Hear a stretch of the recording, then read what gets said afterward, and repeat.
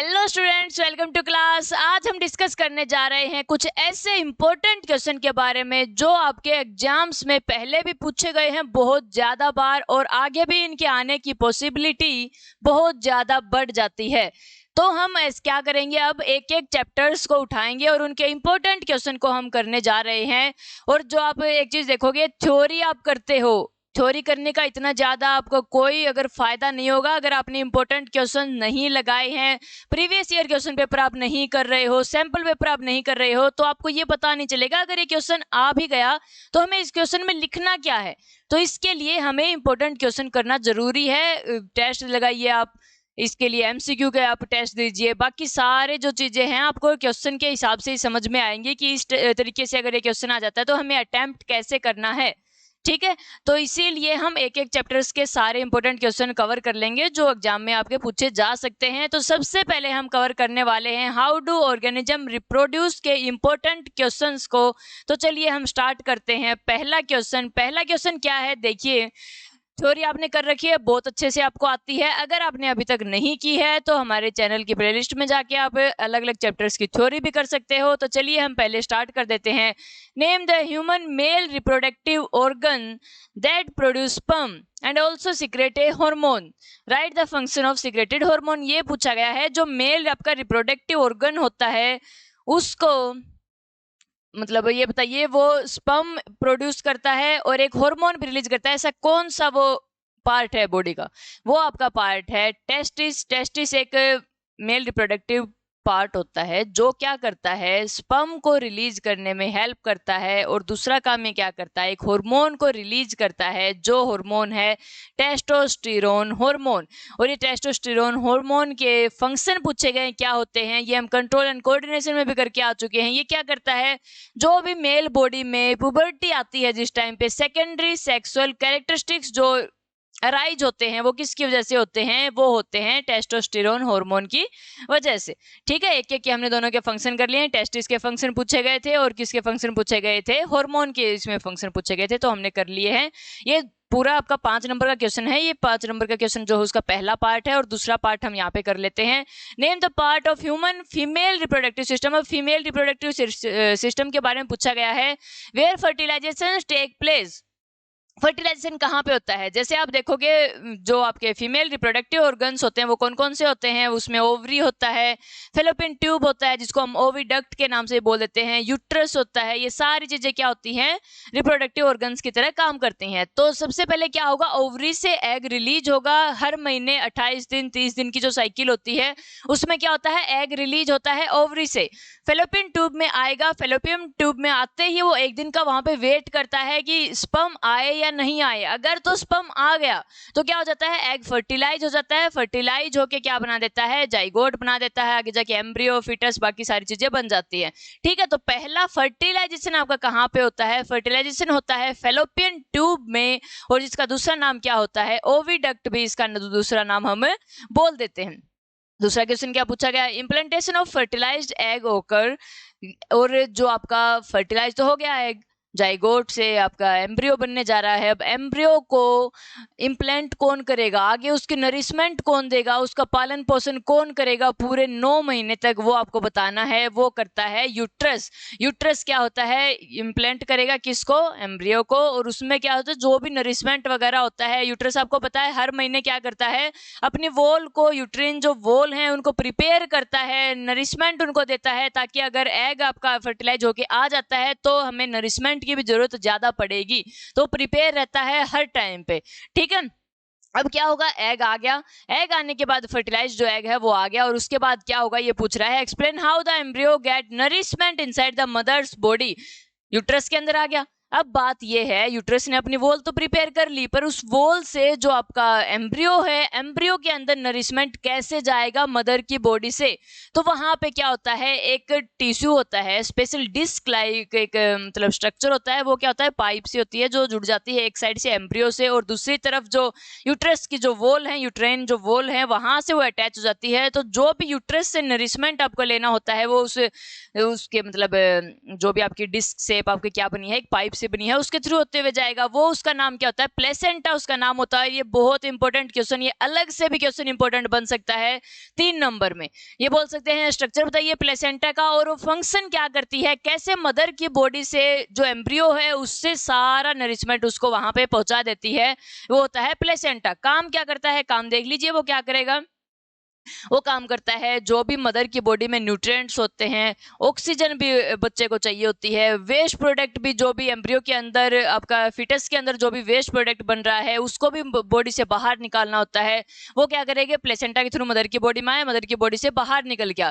तो जिस भी तरीके का एक्सचेंज ऑफ न्यूट्रिएंट्स हो, ऑक्सीजन का ट्रांसफर हो या फिर वेस्ट प्रोडक्ट का एक्सचेंज हो बिटवीन एम्ब्रियो एंड मदर, वो होता है प्लेसेंटा की हेल्प से। आई होप आपको ये इंपॉर्टेंट क्वेश्चन है अच्छे से समझ में आया होगा। पूरा 5 नंबर का क्वेश्चन ये यहाँ पे बन जाता है और अलग अलग भी ये क्वेश्चन बन सकता है। चलिए आगे हम देख लेते हैं दूसरे क्वेश्चन के बारे में। दूसरा क्वेश्चन क्या है, इस चैप्टर में आप देखोगे कि ज्यादा इंपॉर्टेंट क्या है यहाँ पे, जो मेल रिप्रोडक्टिव सिस्टम है, फीमेल रिप्रोडक्टिव सिस्टम है, उसके बारे में क्वेश्चन यहाँ पे 5 नंबर का बन सकता है। दो अलग अलग चीजें उठाएंगे, कई बार मेल रिप्रोडक्टिव के बारे में पूछ लिया, कई बार फीमेल के ऑर्गन्स के बारे में पूछ लिया, सभी चीजों के बारे में एक एक नंबर का पूछ लेते हैं। 5 पार्ट ऐसे बना देंगे और पूरा एक क्वेश्चन तैयार हो जाएगा 5 नंबर का। ठीक है, तो सबसे पहले किसी क्या पूछा है, describe in brief the role of, role पूछे हैं किसके, टेस्टिस का क्या काम होता है, वेस्ट डिफरेंस एक चीज होती है उसका क्या काम होता है, सेमिनल वेसिकल का क्या काम होता है, यूरेटर का क्या काम होता है, और प्रोस्टेट जो ग्लैंड होती है ह्यूमन मेल रिप्रोडक्टिव सिस्टम में उसका क्या फंक्शन यहाँ पे होते हैं। तो सबसे पहले हम देख लेते हैं टेस्टिस के फंक्शन, जो हम पहले क्वेश्चन में भी करके आ चुके हैं। सेम क्वेश्चन बार बार रिपीट हो रहे हैं। ठीक है, तो सबसे पहले हम टेस्टिस का काम देखेंगे। टेस्टिस होता क्या है, एक ओवल से प्राइमरी रिप्रोडक्टिव ऑर्गन होता है किसका, मैन की जो मेल रिप्रोडक्टिव ऑर्गन है उसमें। ठीक है, काम क्या होता है, काम हमने देख लिया। पहला काम इसका होता है स्पर्म को रिलीज करने में हेल्प करता है, और दूसरा इसका फंक्शन क्या होता है, टेस्टोस्टेरोन हार्मोन को ये रिलीज करेगा। टेस्टोस्टेरोन हार्मोन क्या काम करता है ये हम करके आ चुके हैं, और ये स्पर्म किसको, एग को फर्टिलाइज करने में क्या करता है, हेल्प करता है। ठीक है, अब एक क्वेश्चन यहाँ पे बन सकता है कि जो आपके टेस्टिस होते हैं मेल बॉडी में, वो बॉडी से बाहर क्यों प्रेजेंट होते हैं। इसका आंसर ये है, जो स्क्रोटम से घिरे हुए होते हैं टेस्टिस, जो स्क्रोटम होता है वो बॉडी से बाहर होता है, क्योंकि स्पर्म प्रोड्यूस करने के लिए टेस्टिस को जो आपके नॉर्मल बॉडी टेम्परेचर है उससे 2 to 3 डिग्री जो टेम्परेचर है वो लोअर होना चाहिए, तभी आपके इस बॉडी में क्या होगा, स्पर्म अच्छे से प्रोड्यूस हो सकेंगे। ठीक है, तो आपका कह सकते हो स्क्रोटम जो प्रोवाइड करवाता है ऑप्टिमल टेम्परेचर उसको देगा फॉर फॉर्मेशन ऑफ स्पर्म। ये टेस्टिस के बारे में आपको बता दिया गया है। आगे है वेस्ट डिफरेंस के बारे में हम देख लेते हैं। वेस्ट डिफरेंस क्या होता है, टेस्टिस ने क्या किया, स्पर्म को रिलीज कर दिया, प्रोड्यूस कर दिया, उसके बाद एक एपिडिडिमिस एक जगह होती है, एक ऑर्गन होता है एपिडिडिमिस, वहां पे क्या होता है, टेम्परेरी कुछ टाइम के लिए क्या होंगे, स्पर्म स्टोर हो जाएंगे। अब उन स्पर्म को बॉडी से बाहर लेके जाने के लिए कौन सा रास्ता अपनाना पड़ता है, उस रास्ते में क्या क्या चीजें आती हैं, वो आपको जब मेल रिप्रोडक्टिव सिस्टम का डायग्राम देखोगे अच्छे से समझ में आ जाएगा। वेस्ट डिफरेंस क्या होते हैं, वेस्ट डिफरेंस एक ट्यूब सी होती है जो क्या कर रहा होता है, एपिडिडिमिस से जुड़ी हुई होती है और यूरेथ्रा में जाके वो एंड हो जाती है। ये एक पैसेज है, एक पाथ है, किसके लिए, लॉन्ग ट्यूब है जो क्या करती है, स्पर्म को पास करवाती है, एक पाथवे है ये एपिडिडिमिस से लेके यूरेथ्रा तक स्पर्म को पहुंचाने का। उसके बीच बीच में क्या क्या आते हैं, उसके बीच में एक आती है सेमिनल वेसिकल, इसके बारे में पूछा गया है। अब सेमिनल वेसिकल के बारे में बताइए। सेमिनल वेसिकल एक ग्लैंड आती है, 3 ग्लैंड होती है, एक होती है सेमिनल वेसिकल, दूसरी होती है प्रोस्टेट ग्लैंड और तीसरी होती है काउपर ग्लैंड। यहाँ पे 3 ग्लैंड प्रेजेंट होती हैं। पहली जो ग्लैंड है वो है seminal vesicle gland. Seminal vesicle क्या करती है, ये सबसे पहले जो एक सेमन नाम का फ्लूइड होता है, देख लीजिए यहाँ पे SEMEN, सेमन नाम का एक फ्लूइड प्रेजेंट होता है इसमें सेमिनल वेसिकल में, जो ये रिलीज कर देती है वेस्ट डिफरेंस के अंदर। वहां पे आ रहे होते हैं स्पर्म, और उसमें जो सेमन नाम का फ्लूइड है उस वहां उसके साथ साथ एक फ्रुक्टोज भी ये क्या करती है, रिलीज करती है। एक स्पेशल टाइप की एक शुगर होती है जो स्पर्म को नरिशमेंट प्रोवाइड करवाती है, उसको इनरिच करवाती है, न्यूट्रिएंट्स उसको देती है, किसके थ्रू, शुगर के थ्रू, जो कौन सा है, फ्रुक्टोज है। ठीक है, तो इसका फंक्शन हम बोल सकते हैं, इसका फंक्शन है एक सेमन एक फ्लूइड रिलीज करती है जो किसके लिए, नरिशमेंट ऑफ स्पर्म के लिए। ठीक है, अब आता है यूरेटर्स। यूरेटर से पहले आप एक बार प्रोस्टेट ग्लैंड देख लीजिए, दोनों एक जैसी से ही हैं, सेमिनल और प्रोस्टेट ग्लैंड, दोनों में डिफरेंस क्या है, डिफरेंस ये है, ये भी एक फ्लूइड उसमें रिलीज करती है, फ्लूइड प्रोड्यूस करती है, किसके अंदर, स्पर्म को देती है। क्यों? ताकि वो जो स्पर्म होता है उसकी मोबिलिटी बढ़ जाए, वो लुब्रिकेंट हो जाए, थोड़ा फ्लूइड वो हो जाए, फ्लूइडिटी लिक्विफाई हो जाए एक तरीके से, समझ रहे हो ना, ताकि जो आपका मतलब बॉडी से बाहर आने में उनको क्या ना लगे, दिक्कत ना हो, और जो आपका आसानी से क्या हो सकते हैं, ये मोबिलिटी इनकी हो सकती है, ट्रांसफर ये हो सकती हैं बॉडी से बाहर, इसी वजह से फ्लूइड होता है। देख लीजिए क्या होता है, fluid which is released in urethra along with secretion of seminal vesicle for nourishment and transportation of sperm, जो ट्रांसपोर्टेशन को स्मूथ बना देती है, वो काम करता है प्रोस्टेट ग्लैंड, एक फ्लूइड रिलीज करता है। ठीक है, दोनों में कंफ्यूज नहीं होना है, सेमिनल वेसिकल नरिशमेंट प्रोवाइड करवाएगी और प्रोस्टेट ग्लैंड क्या करता है, लुब्रिकेंट बनाता है, मोबिलिटी उसमें बढ़ा देता है। तीसरी चीज आ गई आपकी यूरेटर्स। यूरेटर्स क्या होते हैं? यूरेटर है, it is a tube that carry urine from kidney to urinary bladder, ये आपने पढ़ रखा है, किडनी वाले चैप्टर में भी हम ये पढ़ के आए थे कि क्या करता है, ये किडनी से दो पाइप जुड़ी होती है, जो ट्यूब जुड़ी होती है, उनको हम बोलते हैं यूरेटर्स, जो किडनी से यूरिनरी ब्लैडर तक क्या लेके आती है, यूरिन को लेके आती है। लेकिन आपको एक चीज यहाँ पे ध्यान रखनी है, जो यूरेटर्स होते हैं खासकर कि मेल बॉडी में, वो मेल रिप्रोडक्टिव सिस्टम में भी काम आते हैं। यूरेटर का दो काम होते हैं मेल में, क्या होता है, एक तो यूरिन को पास करवाना, और दूसरी चीज यहाँ पे क्या होता है, ये स्पर्म को भी पेनिस तक लेके जाने के लिए, यूरेथ्रा तक लेके जाने के लिए क्या करती हैं, हेल्प करती हैं। तो यूरेटर के आपके दो काम हो जाते हैं मेल में, क्या एक सेम पैसेज आप ये बोल सकते हो, यूरिन का और स्पर्म को पास करवाने का सेम पैसेज होता है मेल बॉडी के अंदर। ठीक है, in human there are 2 ureters, 1 attached with kidney. और जो आपका फीमेल रिप्रोडक्टिव जो सिस्टम होता है उसके अंदर क्या होता है, उसमें यूरिन और जो आपका रिप्रोडक्टिव सिस्टम होता है, सारी चीजें दोनों अलग अलग होती है, कहीं भी वो एक जैसी नहीं रहेंगी। ठीक है, दोनों को कंफ्यूज नहीं होना है दोनों के अंदर। देख लीजिए आगे वाला क्वेश्चन क्या है, name the reproductive and non reproductive part of bread mould Rhizopus. आपने देखा होगा कई बार आप एक ब्रेड रख के भूल जाते हो, या फिर वैसे ही रखी रहती है, उसके ऊपर ग्रीन ग्रीन से कलर का कुछ फंगी वगैरह सा कुछ आप मानते होगे, वो लग जाती है, वहां पे क्या होता है, उसका नाम होता है राइजोपस। राइजोपस क्या होता है, राइजोपस एक स्पोर फॉर्मेशन, अगर इस चैप्टर में आप पढ़ के आए होगे स्पोर फॉर्मेशन कैसे होती है, उसमें एक मतलब छोटा सा प्लांट सा आप लगा सकते हो समझने के लिए। उसमें क्या होगा, ऐसे एक डंडी सी होती है, ठीक है, इसके ऊपर स्पोर्स होते हैं, जैसे एंथर होता है, फिलामेंट और एंथर होते हैं किसमें, मेल रिप्रोडक्टिव जो ऑर्गन होते हैं फ्लावर में। ठीक है, उसमें यहाँ पे क्या होता है, एंथर होता है, और ये आपका क्या होता है, फिलामेंट के ऊपर एंथर टिका हुआ होता है। ऐसे ही इसके अंदर क्या होता है, बहुत सारे ऐसे ऐसे प्लांट से छोटे छोटे से राइजोपस से वहां पे आ जाते हैं। वो क्या होता है, यहाँ उसका जो एक पार्ट होगा वो होता है हाइफे। हाइफे एक पार्ट होता है, और एक पार्ट होता है ऊपर स्पोरेंजियम।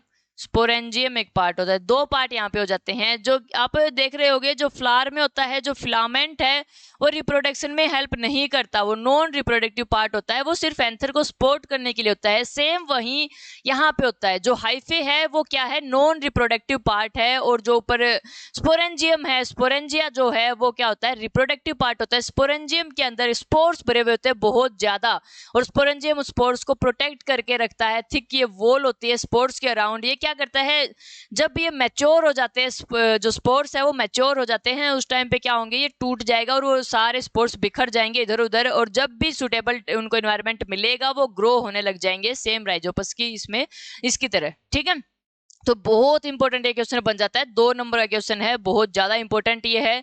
देखिए क्या पूछा गया है, सिर्फ रिप्रोडक्टिव और नॉन रिप्रोडक्टिव पार्ट के बारे में पूछा गया। रिप्रोडक्टिव बता दो कि स्पोरेंजियम होता है, नॉन रिप्रोडक्टिव क्या होता है, हाइफे होता है। दूसरा क्या होता है, list any 2 advantage of vegetative propagation. Vegetative propagation आपने सुना होगा क्या होता है, एसेक्सुअल रिप्रोडक्शन ये है, जैसे ही सिमिलर अगर हमें जेनेटिकली सिमिलर जो वेरिएशन अगर हमें नहीं चाहिए तो हमें क्या करना होता है, वेजिटेटिव प्रोपोगेशन करवा देते हैं। कई बार हम रोज की एक कटिंग करके लेके आते हैं, उस कटिंग को हम यहाँ पे लगा देते हैं रोज प्लांट की। ठीक है, ऐसे ही ग्राफ्टिंग होती है, लेयरिंग होती है, सारी प्रोसेस किसकी होती है, वेजिटेटिव प्रोपोगेशन की होती है। ये क्यों करते हैं, एडवांटेज क्या है इसके। कई बार क्या होता है, कुछ प्लांट ऐसे होते हैं जो सीड्स ग्रो करवाने में असक्षम हो जाते हैं, सीड उनके अंदर ग्रो नहीं हो पाते। तो उस टाइम पे क्या होता है, जब भी सीडलेस प्लांट को हमें ग्रो करवाना होता है, मान लिया सीड नहीं है, सीड से ही हमारे क्या होता है, प्लांट उगता है। अगर सीड्स नहीं है तो क्या करेंगे हम, बीच में से या तो कटिंग या ग्राफ्टिंग कर देंगे, उनको काटा बीच में से, उसको लगा दिया और फिर आराम से वो क्या हो जाएगा, ग्रो हो जाएगा सेम प्लांट के अंदर जिसमें से हम वो काट के लेके आए हैं। तो क्या होता है, एक सीडलेस प्लांट को ग्रो करवाने में हेल्प करता है वेजिटेटिव प्रोपोगेशन। और दूसरी चीज क्या होता है, जेनेटिकली सिमिलर अगर हमें प्लांट चाहिए, बिल्कुल सेम प्लांट हमें एक दूसरा और चाहिए, तो उस टाइम पे वेजिटेटिव प्रोपोगेशन करवाना फायदेमंद होता है। ये दो क्वेश्चन आप ध्यान रखोगे, इंपॉर्टेंट क्वेश्चन ये बन जाते हैं। आगे है आपका 3 नंबर में इंपॉर्टेंट क्वेश्चन है, list the tabular difference between binary fission and multiple fission. Fission के बारे में आपको पता है, जब भी कोई एक चीज ज्यादा में टूट जाती है उसको बोलते हैं फिजन। बाइनरी मतलब बाई मतलब दो, बाइनरी फिजन जब क्या होता है, एक जो यूनिसेलुलर ऑर्गेनिज्म में होता है और ये एसेक्सुअल रिप्रोडक्शन के पार्ट हैं दोनों ही, अमीबा में होता है, प्लाज्मोडियम में होता है, इनके बीच में डिफरेंस हमें देखने हैं। क्या होता है, जब एक पेरेंट सेल, एक मान लिया हमने अमीबा लिया, तो मैच्योर होने के बाद क्या हुआ, दो टुकड़ों में टूट गया, दो उसके क्या बन गई, डॉटर सेल वहां पे बन गई हैं, तो उनको बोलते हैं बाइनरी फिजन। कई बार क्या होता है, एक पेरेंट सेल बहुत सारे डॉटर सेल में टूट जाता है, तो वहां पे काम आता है मल्टीपल फिजन। देख लीजिए आंसर यहाँ पे हम देख लेते हैं। बाइनरी फिजन में क्या होता है, parent cell get split into two half, bi मतलब दो, बाइनरी मतलब दो में टूट जाना, ठीक है। Each half form identical daughter cell, और जो भी आपके जो डॉटर सेल निकल के आएंगे, एक पेरेंट से दो डॉटर सेल निकल के आते हैं, बिल्कुल आइडेंटिकल सिमिलर वहां पे होती हैं, ठीक है, कोई वेरिएशंस यहाँ पे नहीं होती। It take place in unicellular organism में ही होता है, मल्टी सेलुलर ऑर्गेनिज्म में क्यों नहीं होता है एसेक्सुअल रिप्रोडक्शन, क्योंकि इनके लिए पता ही नहीं है बीच में से कहाँ से टूटना है। मान लिया बीच में से काट दें हम अपनी बॉडी को, पेट की जगह से काट दें, तो क्या हमारे जो नीचे वाला पार्ट अपने आप ग्रो हो जाएगा? नहीं होगा, क्योंकि हमारे अंदर क्या है, ना तो रिजनरेटिव सेल है, ना हम बाइनरी फिजन कर सकते हैं, मल्टीपल फिजन कर सकते हैं। क्यों? ये भी इंपॉर्टेंट क्वेश्चन बन सकता है, क्यों नहीं कर सकते?